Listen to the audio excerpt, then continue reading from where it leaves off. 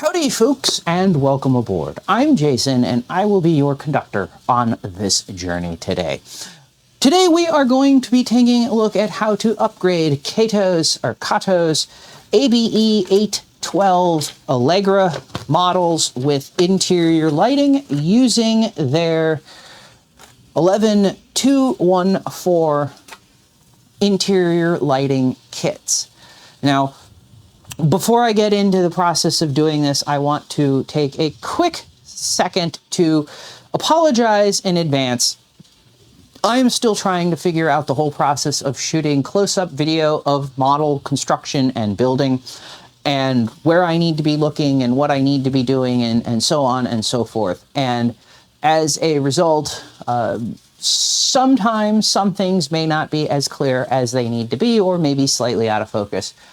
It is something it's an issue or a production issue that I am aware of, and it is something that I am working on. So let's just crack on and get started with this. Of course, you will need an interior lighting kit. I am using the 11214. That's a 6-pack of the interior lights. It's version 3. It's the latest generation of that. I will also, of course, need my model kit for that, and I will need some tools. One of these engines, or the middle carriage, I believe it is, requires a modification to the contacts. So I have a pair of, these are actually Xuron track cutters, but they are very good flush cutting pliers. I have a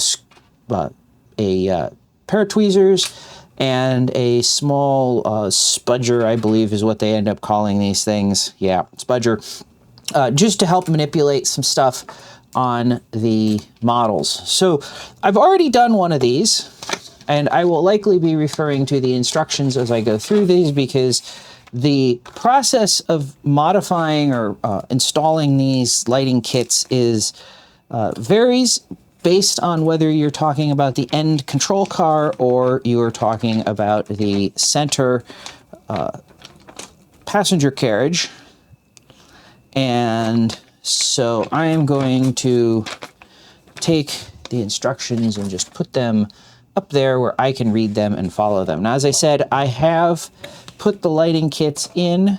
One is the unpowered passenger carriage, so I won't have to deal with that, but I have to deal with the other two. And the process for the powered, the unpowered, etc., the end carriages is the same as far as I can tell as is the middle carriages.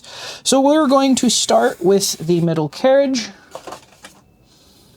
I'm going to just grab a pad to put this on so that we can do this, and might as well get out the associated stuff that we need to install for the lighting kits.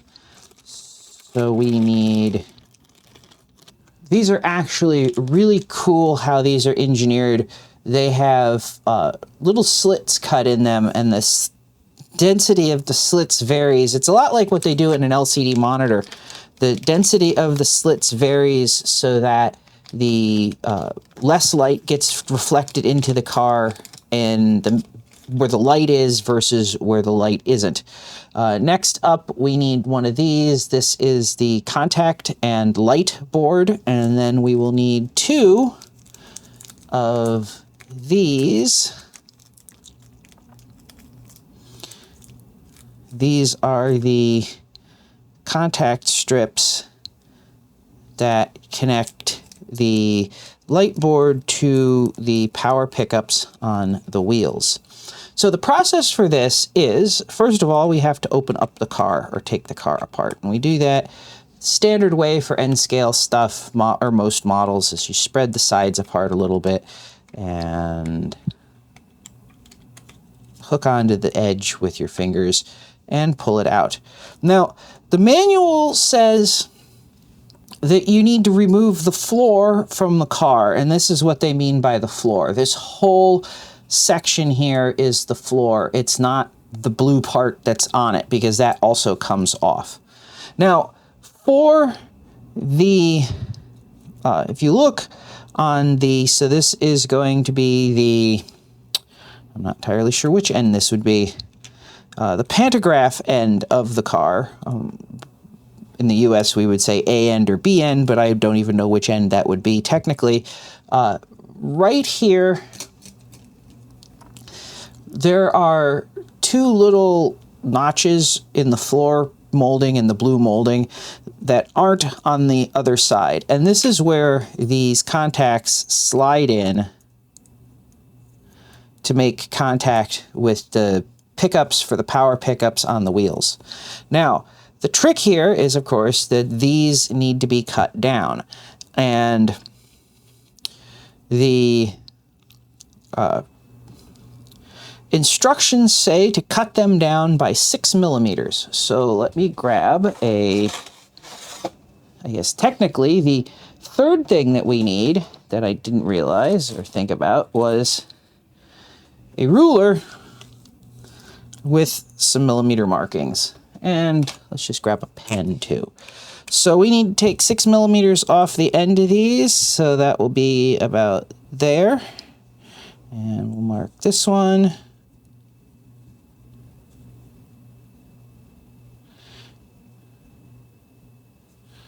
I wish I could give you a better view of that, but I have marked 6 millimeters to take off the end, and then I'm going to use my nippers to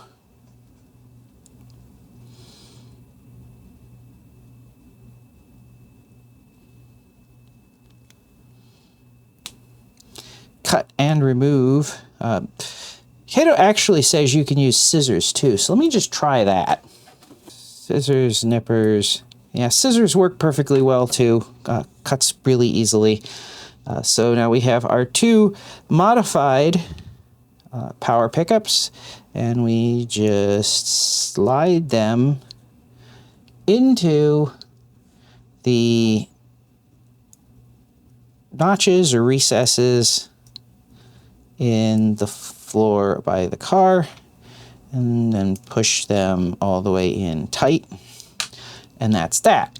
Second step is to install the LED board. Now, these cars do not use this white passenger door part.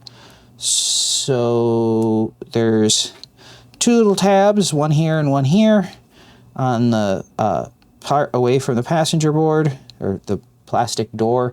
If you pop them off, the circuit board comes out, and then we can simply line up and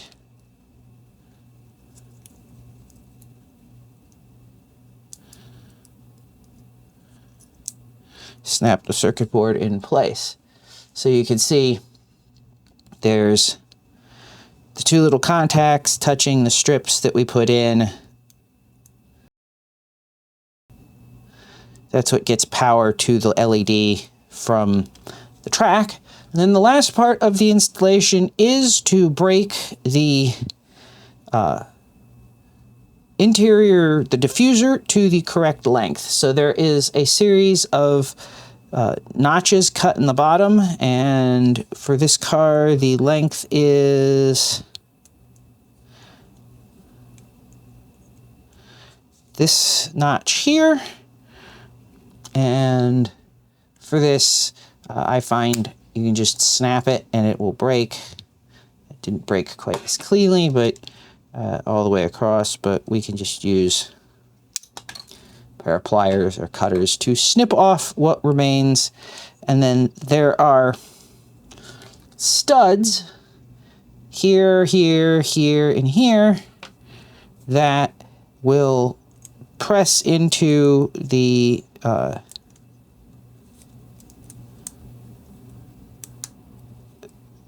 slots that are cut in the top of the diffuser. And when installing these, the correct way is to have, so if we look at the cross section of the diffuser here, it's stepped. I don't know how well I can show that, but it's wider on the bottom here than the top. We want the wider part up top because we want the wider part on the bottom than the top so that it's narrower at top so it fits in the car correctly. And then we reassemble our car, which just snaps together. And if we want, we can check to make sure that we have functioning power, but I don't have a way to test that for the second. So I'm going to just move to the second engine, and we will look at the testing and everything after the fact. So for this, again, we need another one of those end unit parts. We need, of course, our cab car model, and we need 2 more of the conductors. These conductors don't need to be modified, fortunately, and another ceiling diffuser piece. So again, the 2 power rails, the end or the LED board with the door on it, but we will take that off, and our model. And like the end card models on these are a little bit more finicky to take apart because there is a brake hose detail that fits into a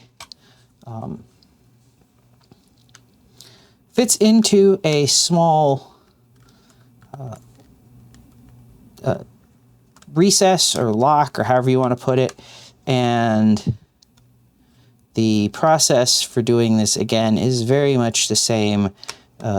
Spread the sides away from the what Kato calls the floor, but the chassis is what I would probably call it more accurately, because it's the entire chassis, not just the interior floor. And we are going to pull this out. The power cars are a little bit, like I said, more finicky with this. Usually there is something you can kind of get your finger caught on. There we go. Maybe. What you don't want to do on the power cars, by the way, is yank on the trucks. The trucks have a fairly quick disconnect. The way they interface with the chassis. And there we go, we're starting to get it. Okay, so for the power cars, it's actually not any different than the motored power car versus the unmotored power car. You do have to put the little contacts in. They slip in the little hole that you see right here in the floor. Let me see if I can. That little hole, so you slide your contact in like that. Then we snap on our LED module, and if I provide power to the frame, you see the LED lights up. So once that's done, we go back to snapping in our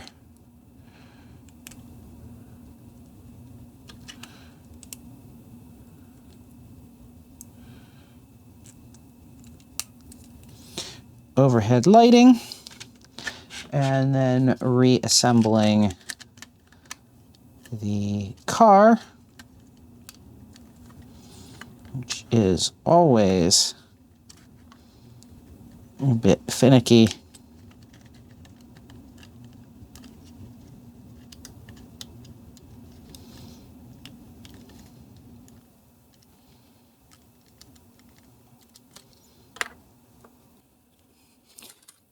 Okay, and now with everything put back together, we can actually test. So as you can see, all 3 cars light up. Now, I know the video makes the cars look a little flickery. In reality, they don't flicker at all. I'm not entirely sure where that's coming from. The track is obviously DC. The LEDs are obviously DC. There is a keep alive circuit in the car, or in the light board, so the car lights will stay on continuously, although that could be something involved with that and dirty track causing them to flicker a little bit at times. But other than that, this is actually really straightforward. In fact, probably the worst part of this whole process is just taking the models, the end scale models apart and putting them back together. So with that said, I hope you found this interesting. If you did, let me know, leave a like, leave a comment if you have some tips or tricks or your experiences with Kato's lighting sets.